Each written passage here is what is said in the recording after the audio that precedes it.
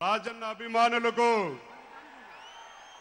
జగనన్న అభిమానులకు వైఎస్ఆర్ కాంగ్రెస్ పార్టీ కార్యకర్తలకు నాయకులకు ప్రతి ఒక్కరికి పేరు పేరున హృదయపూర్వక నమస్కారాలు తెలియజేసుకుంటున్నాను।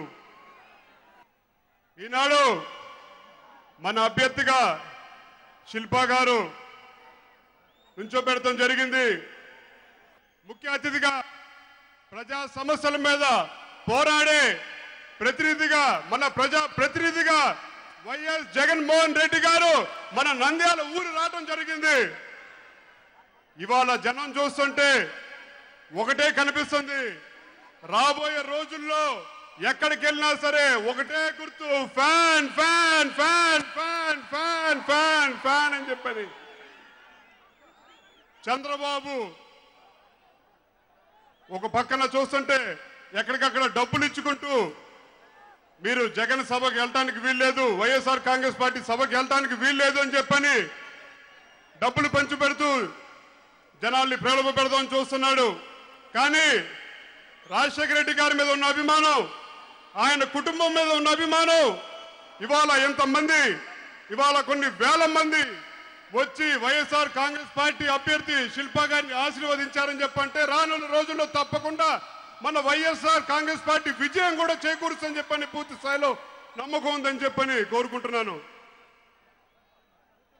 మేము విజయవాడ నుంచి వచ్చాం, మేము విజయవాడలో చంద్రమ్మ ఊర్లో దరిద్రం కొద్దీ చంద్రబాబు అనే వ్యక్తి ఉంటున్నాడు। అక్కడ పేరుకి రాజధాని కింద పెట్టాడే కానీ ఏమీ లేదు, మాయ మాటలతోటి కేవలం ఎక్కడికక్కడ రోడ్డు విస్తరణ అని చెప్పంటాడు, దాని తప్ప ఏమీ లేనే లేదు। అదే మాయ ఇవాళ నంద్యాల ప్రజలు కూడా చేద్దాం చూస్తున్నాడు। నంద్యాల ప్రజలు అంత పిచ్చి వాళ్ళు ఏం కానే కాదు, చంద్రబాబుకి సరైన బుద్ధి కూడా చెప్తారని చెప్పని కూడా మేమందరూ ఆశిస్తున్నాం। తెలుగుదేశం ప్రభుత్వంలో నా కుటుంబం నేను ఎంతో నష్టపోయాం, ఇవాళ ఆ నష్టంకి ఇవాళ కూడా పూడ్చుకోలేని పరిస్థితిలో ఉన్నాం।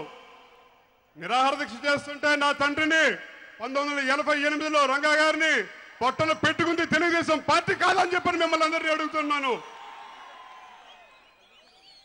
బహుశా భారతదేశ చరిత్రలో ఎక్కడ జరుగుంటుంది ఇలాంటి సంఘటన అది।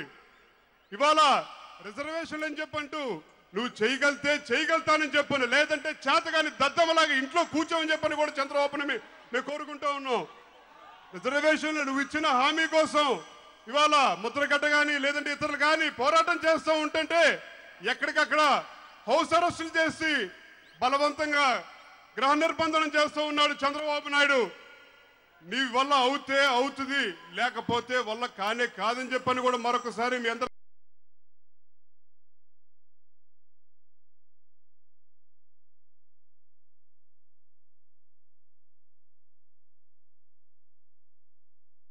ఏదైతే సింబల్ ఉందో ఫ్యాన్ గుర్తుకి ప్రతి ఒక్కరు రాజన్న అభిమానులు జగనన్న అభిమానులు అన్న వస్తున్నాడు అని చెప్పని ఇది ఈ ఎన్నికలతోటి చంద్రబాబుకి సరైన బుద్ధి కూడా చెప్తారని చెప్పని కూడా నంద్యాల ప్రజలు ఇక్కడితోనే చంద్రబాబు పతనం కూడా మొదలవుతుందని చెప్పని కూడా మీ అందరి సాక్షిగా కూడా మీ అందరు ఆశీస్సులు మీ అందరు మీ అందరి ఆశీస్సులు ఎల్లవేళలా రాజశేఖర రెడ్డి గారి కుటుంబానికి వైఎస్ఆర్ కుటుంబానికి వైఎస్ఆర్ కాంగ్రెస్ పార్టీకి ఉంటాయని చెప్పని మరొకసారి నాకు ఈ అవకాశం ఇచ్చిన మా అన్న జగనన్నకి అన్న వస్తున్నాడనే వినాదంతోనే ప్రజల్లోకి ముందుకెళ్దామని చెప్పని కూడా మీ అందరిని కోరుకుంటూ సెలవు తీసుకుంటున్నాను। జోహార్ వైఎస్ఆర్, జై జగన్।